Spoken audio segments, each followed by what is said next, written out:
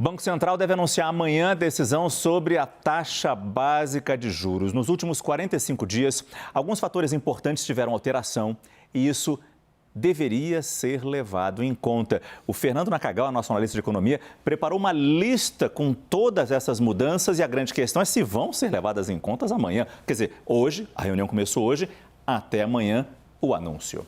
Márcio, boa noite. Boa noite. É bem provável, pelo menos os economistas encaram desta maneira, que o Banco Central vai reconhecer essa alteração de cenário, mas isso é insuficiente para que o Banco Central comece a, de fato, cortar o juro como tanta gente espera. Em 45 dias, que é o intervalo entre as reuniões do Comitê de Política Monetária, muita coisa mudou na economia brasileira e a boa notícia é que as coisas mudaram para melhor. A gente separou aqui alguns indicadores, 8, Márcio, e como é que eles foram nesses 45 dias. Então, se a gente for imaginar que o Banco Central está num carro, paradinho no semáforo, esperando para ver se vai ou não cortar o juro, a gente tem boas notícias, porque muitos desses sinais agora estão verdes, porque eles melhoraram de fato. A começar pela inflação, Márcio. A inflação é o item mais importante na política monetária, porque o Banco Central tem uma meta para a inflação. E neste assunto, a inflação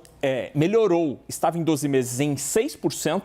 Há 45 dias e agora está em 5%. A expectativa para o ano tem caído semana após semana. PIB também melhorou. Há uma expectativa de crescimento mais forte, especialmente depois dos dados do primeiro trimestre. Aqui só tem um levantar de sobrancelha, porque quando a economia cresce, aumenta a demanda, pode gerar mais inflação. Mas, por enquanto, não há esta pressão. Risco fiscal era outro item muito destacado nas comunicações do Banco Central. Aqui, definitivamente, melhorou. O texto está agora, cai na Comissão de Assuntos Econômicos do Senado. Há expectativa por uma alteração, mas avançou na Câmara dos Deputados e há a expectativa de que o Congresso consiga aprovar nos próximos dias. Então, aqui há uma menor chance de descontrole das contas públicas.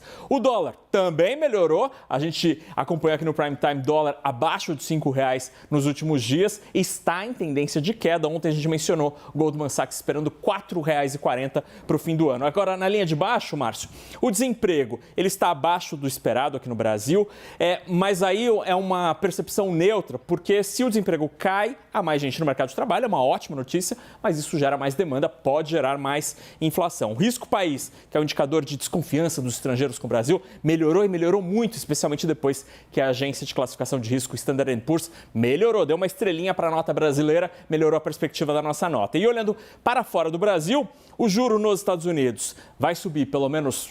Essa indicação do Federal Reserve deve subir 2 vezes este ano, que é um impacto negativo para o Brasil. Quando o juro sobe lá, é ruim para o Banco Central administrar o juro por aqui. E o petróleo está meio volátil, está no sobe e desce.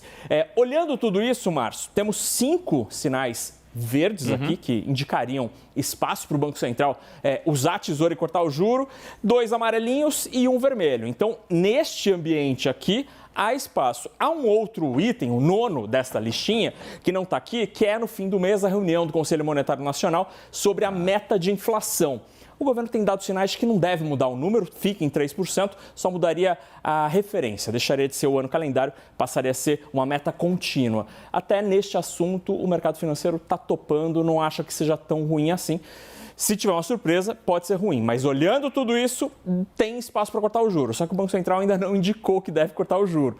Ele deve fazer isso amanhã, na decisão ao manter a taxa Selic em 13,75, para quem sabe, então, na reunião seguinte, em agosto, aí sim, tirar a tesoura da gaveta e cortar o juro, Márcio. Obrigado, Fernando Nakagawa. No dia em que o Copom começa essa 4ª reunião do ano para definir a taxa Selic, foi a vez do mercado imobiliário sair em defesa da redução dos juros no nosso país. Representantes do setor estão reunidos num fórum que discute as tendências da construção civil. O objetivo do fórum é promover debates, além de disseminar conhecimentos por meio de pesquisas e estudos a respeito do mercado imobiliário. O evento contou com diferentes painéis sobre tendências, inovações e soluções para o setor.